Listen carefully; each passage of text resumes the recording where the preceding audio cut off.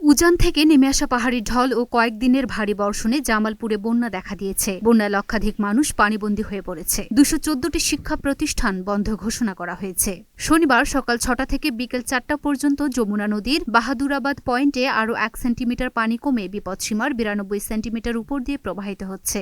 জেলা প্রাথমিক ও মাধ্যমিক শিক্ষা অধিদপ্তর সূত্রে জানা যায়, বন্যার পানিতে জেলার 214টি প্রাথমিক ও মাধ্যমিক বিদ্যালয় প্লাবিত হয়েছে। জানা যায়, যমুনার পানি বেড়ে নিম্ন অঞ্চলের ইউনিয়ন সহ 34টি ইউনিয়ন বন্যার পানিতে প্লাবিত হয়েছে। এতে প্রায় 1 লাখ মানুষ পানিবন্দী হয়ে পড়েছেন। স্থানীয়দের সঙ্গে কথা বলে জানা গেছে, সবচেয়ে দুর্ভোগে পড়েছেন যমুনা নদীর নিম্নাঞ্চলের মানুষ। এসব অঞ্চলের মানুষ হতদরিদ্র, অনেকে আশ্রয় কেন্দ্র ও উঁচু জায়গায় আশ্রয় নিয়েছে। নদী ভাঙা মানুষ আসি বাড়ি করছি, মাটির ঠিক মতো কাটতে পারি না, রাস্তাঘাট একবার ডুবে গেছে। ওই বন্যা থেকে শুরু করে এই বন্যা পর্যন্ত আমরা আস্তে আস্তে কোনো দাঁড়াতে পারি না।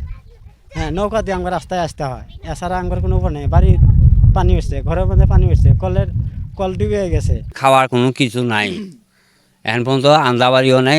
উচ্চা জায়গা চালানি নিয়ে ভাত আনজি খাতে আসি। পানিবন্দী হয়ে থাকায় অনেক দিন মজুরের আয় রোজগার বন্ধ।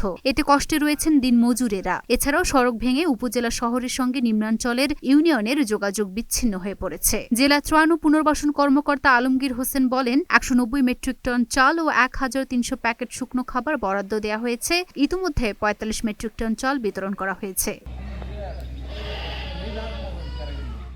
Luna Afroz Nipa, Dhaka post.